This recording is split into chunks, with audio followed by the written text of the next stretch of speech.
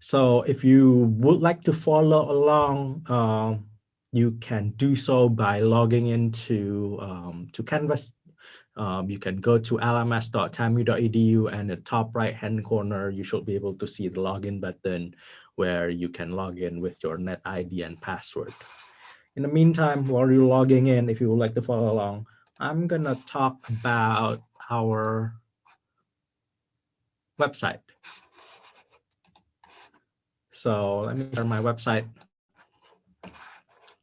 the website that we have, which is lms.tamu.edu. This is your one-stop shop if you would like to learn more about how you can migrate your eCampus course to Canvas, benefits for creating your Canvas course directly from scratch, and some of the features in Canvas that we love. If you would like to learn more about Zoom, we have a whole section dedicated just for Zoom. And lastly, the Train Up section, where we post a lot of our on-demand training and virtual office hours. We're trying to change our training schedule weekly. This week is all about assessment and proctorings. Next week is about something else, which you will find out on Friday. And we also change up our office hours timing to accommodate those different trainings. So it is best to always look at the website to learn more on where we're going to be conducting office hours. We have seen several different instructors who save the Zoom link for our office hours on their computer, and they're not aware that we're not conducting or we're not having office hours at our usual time. So we recommend that you always go to the website to learn more on where everything is going to be on different weeks. And lastly, on the bottom, you should be able to see this really nice animation. This is our video library. You can learn more about how to use certain things. All of our trainings that we've done in the past, including this one, is also available in our video library that you can just click, and the proctoring tools for training.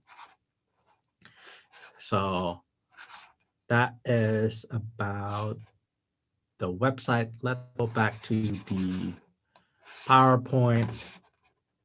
Let me minimize that. And from this point on, I'm going to move between my Canvas course and the PowerPoint. So if I'm going too fast, just let me know in the chat and I can rewind and talk different things a bit further if you need more me to elaborate those. So the first thing that, if you would like to follow along, the first thing that I'm going to talk about is enabling Respondus Lockdown browser. Let me share my Canvas course again. You can use either your practice course or your developmental course for this if you would like to follow along. So this is my practice course. As you can see that I have enabled Lockdown browser on my course navigation. If you don't see Lockdown browser on your course navigation in Canvas, you can go to settings and let this load. And if you go to course navigation, you should be able to see Lockdown browser somewhere in this section. So all you need to do is just drag it up and down. You can drag it if Lockdown browser is in here. You can drag it to the top part whenever you want it. I'm gonna put it below grades, and then just click save, or click the triple dotted vertical button and enable it. And don't forget to click save.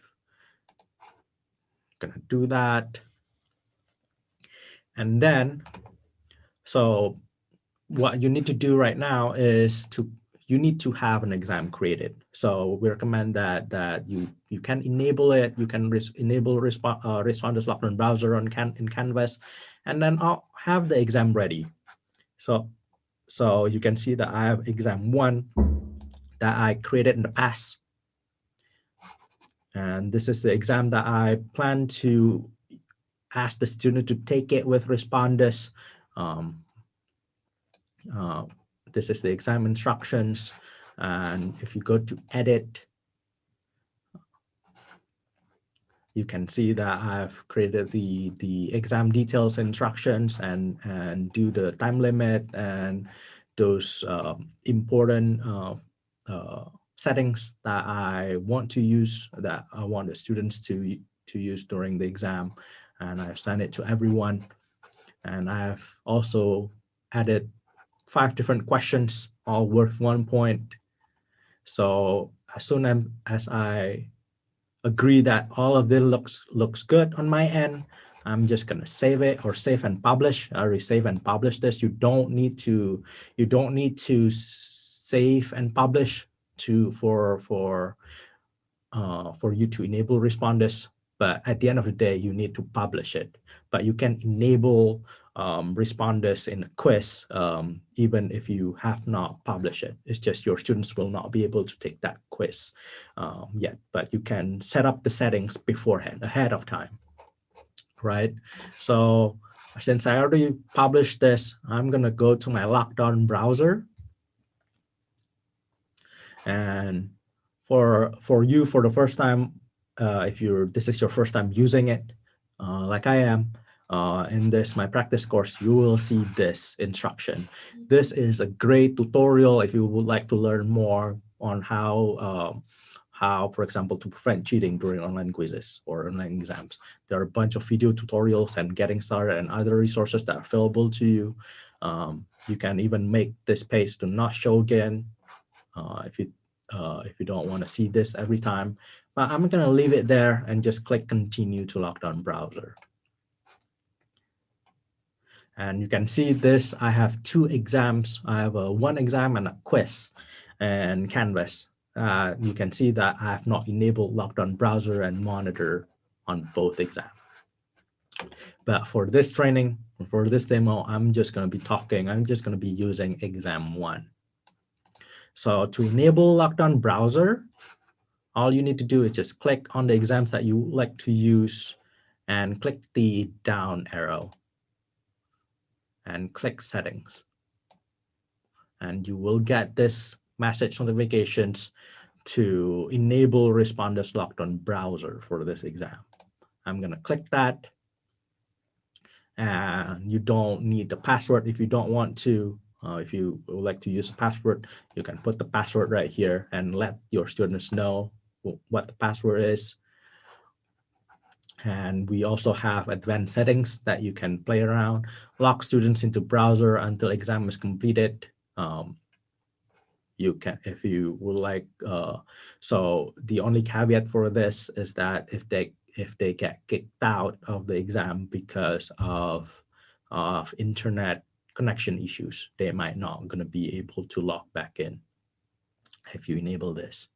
So if you have a student who use an iPad, you can allow them to take the quiz in Canvas with the Lockdown browser enabled on an iPad. And also for Chromebook, again, the Chromebook one is a brand new feature that's currently in beta. And our best practices from our office is that to get the full experience, our office does not recommend that students take the exams and the responders using a tablet or a Chromebook. Always use a Windows PC or Mac laptop or computer so that they can get the full experience. So I don't want to enable any of this to allow access to specific external web domains. If you want your students to look at a specific web domains, for example, EBSCO or something, or a paper, you can allow specific website domain and you just put these just like Honorlock, where you can put the website and that website will be whitelisted. That means that they can type the website in the Lockdown browser. And again, enable calculator on the toolbar and enable printing on the toolbar. If you're teaching math, you might want to enable a calculator on toolbar using the built-in calculator in Respondus, or you can also ask your students to bring their own calculator, which they have to show in front of the camera. For example, pretend that my cell phone is a calculator. You just have to show, you probably can't see it because I'm using a virtual background. There you go, you can see it. That just say, this is my calculator or something. So that responders will not flag it as, oh, it's a cell phone or something, or it's a calculator or other gadgets that they have. I'm not gonna be enabling any of this just because this is not a math test.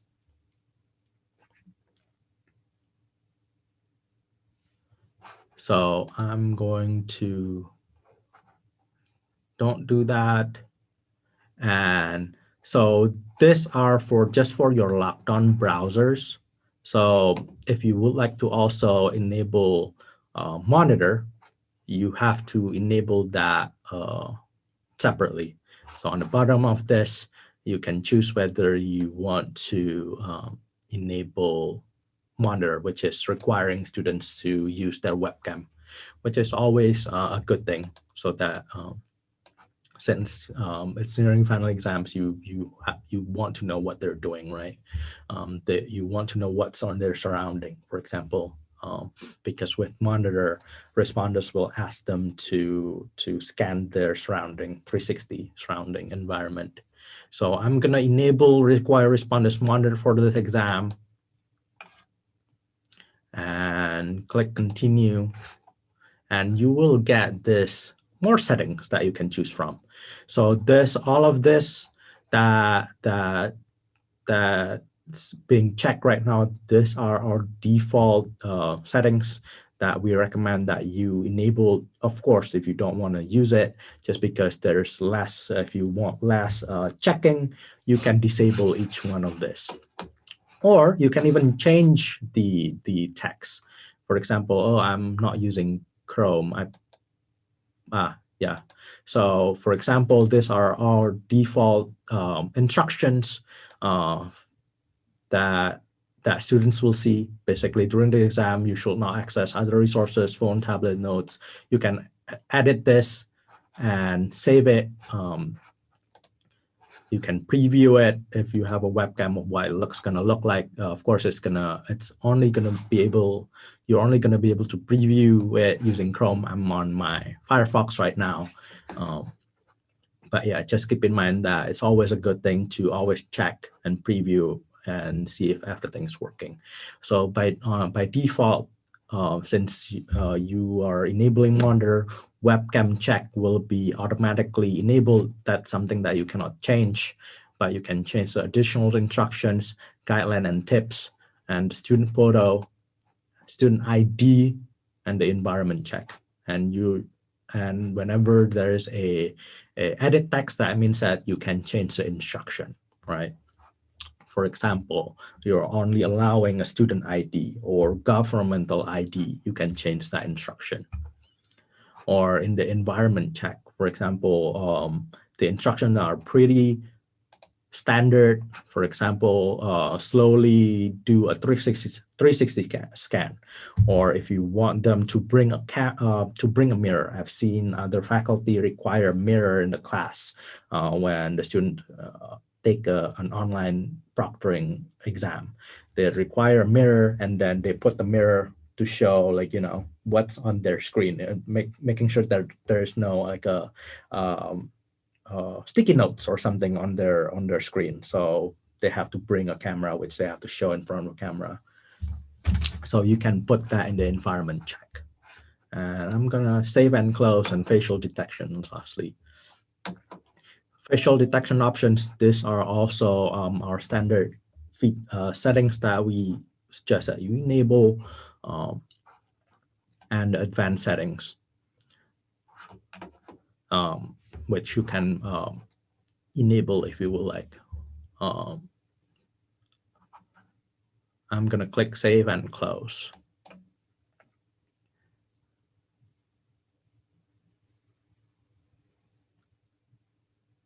And that's it. Once you enable it, it says it's going to show you that lockdown browser required, Respondus monitor required.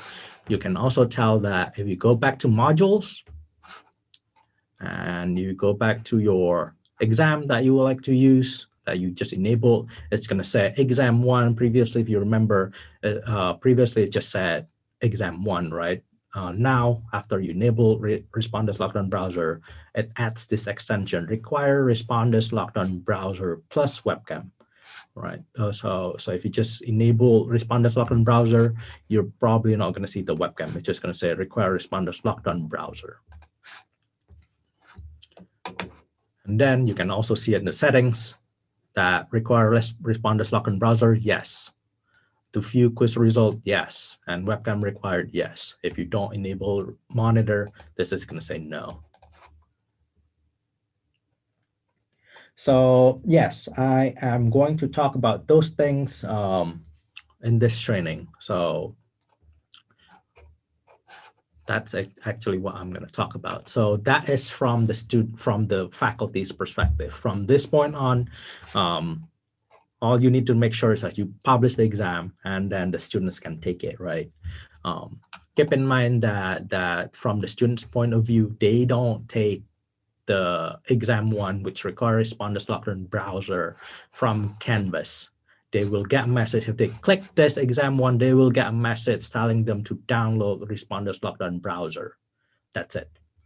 If they haven't done so, they need to download the Respondus Lockdown Browser, which is if you Google or if you put in this link, I can put this link in the chat so that you can have it. So that is the software that all the students, if you plan to use Respondus Lockdown Browser, they need to download. It says in here that this is for Texas A&M University, because after they download it, it will recognize instantly the Canvas site, tamu.canvas.edu or eCampus. So make sure that they download the right one that says Texas A&M University. So if they also Google TAMU Respondus Lockdown Browser on their Google, on their browser, they will also see this on the first Google search that they find. So they need to download this. It can only be done for Windows and Mac. Again, we always recommend that, because if they're doing it from an iPad or Chromebook, which is in beta, they have to go to the different app stores, which we don't have at this. We don't support at this moment. So let's go back to exam one. Unfortunately, I will not going to be able to show you the student side for this Respondus, just because it will require me to shut down all of my web browser, and it's going to lock me out from this web browser, from this training, and also from any of my computers. So it's going to show as a separate browser with the lockdown feature, unless you enable the whitelist, the access for website. Yes, if you put an external link, you need to put the full website with the HTTP or HTTPS, everything.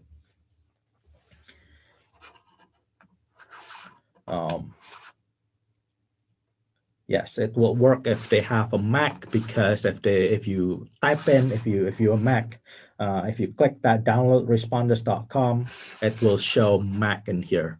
Respondus, the website is smart enough to recognize what operating system you're using. So I'm using Windows right now. That's why it says Windows 10. Okay, let's go back to the PowerPoint and see what I miss.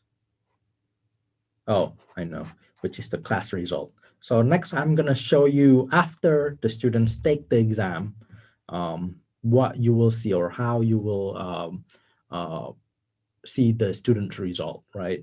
So I'm going to share with you another Canvas.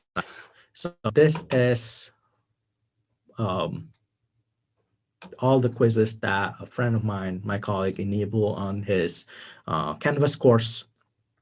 And you can see that, oh, he does have Respondus Lockdown browser enabled and monitor enabled. I'm just going to use one of them. Let's see. And then if you click down after the students take the exam, finish the exam window is already closed, you will see the class result and exam stats. So we recommend that you allow at least 24 hours or so for responders to produce the video fully before you check it out.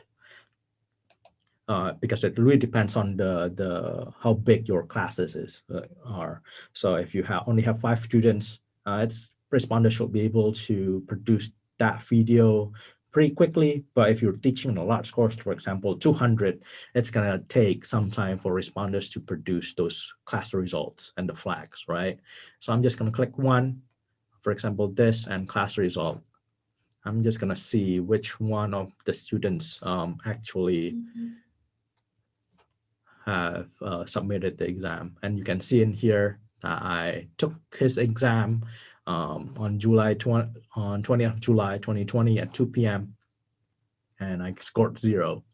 And review priority is also going to be high. Means that it's going to show you on the top that how many priorities that you should be reviewing.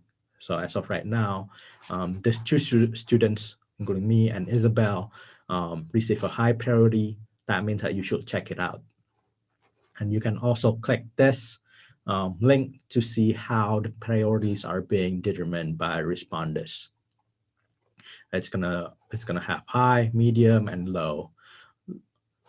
Usually the high, when we took this test, I remember it that I was actually talking, or I move away from my chair. I go to the bathroom even though I'm not allowed. So responders notice that using their artificial intelligence software, notice that, and then they're just gonna be marking it, flagging it as high.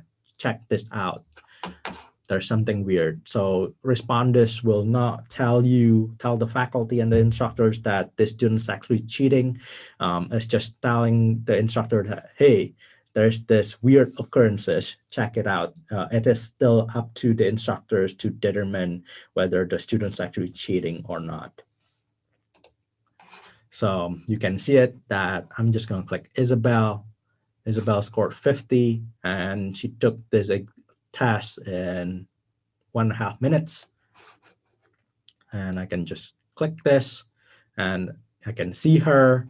You can see that the priority for review is high, number of flags is 1. And it's also going to show you why it's flagging it as red. Of course, since Isabel only took this for a minute and a half, there's not a lot of different variations that's happening in this exam. But if your exam is 60 minutes, you're going to see more instructions, like more flag, what is happening on the exam. And you can see the snapshot. Oh, she's blocking her face, and so on. And she's not looking directly inside the camera, and so on. And you can even request for her to download the video. And oops, there's one more thing that oh yes, the quiz stats. So that is the class result, and the exam stat is this is similar to the quiz statistics analytics in Canvas, that you can see how many students, how does your students actually perform the class when they're taking the exam. So oops, you can minimize it, you can close it, you can maximize it, you can see the durations, you can see the date and time when they actually took it, what time the students actually prefer to take the exam, and time spent per question, the low and high, the average. And for some reason, Canvas will not allow me to go a bit to the right. I don't know why. So we can see one more. Let's see what else. Midterm exams usually a good one. No. Let's look at, not that one either. I don't have any students taking that. Not this one either. But yes, if you have more than one, you will see all the exams you created in this section. So that is the student results. Let's go back to the PowerPoint.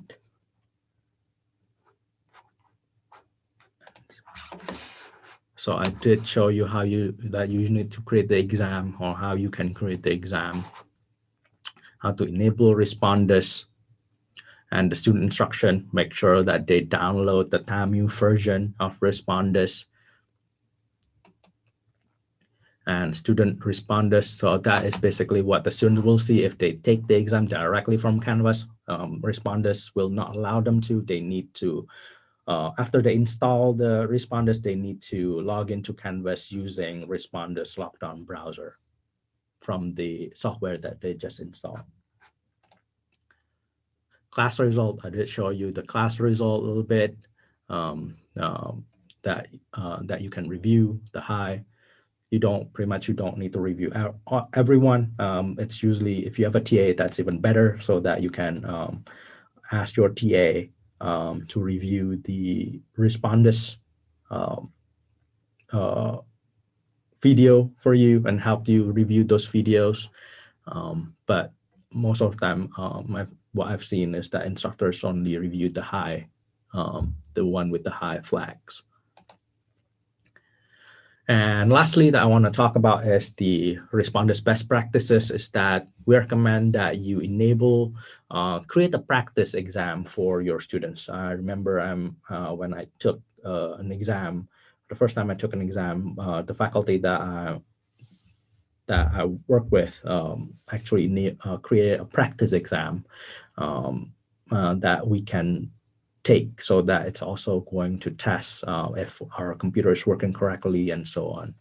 So it's always good to have a practice exam that's available 24 hours or 48 hours in advance, and request the students to download Respondus Lockdown, the software, before the testing window.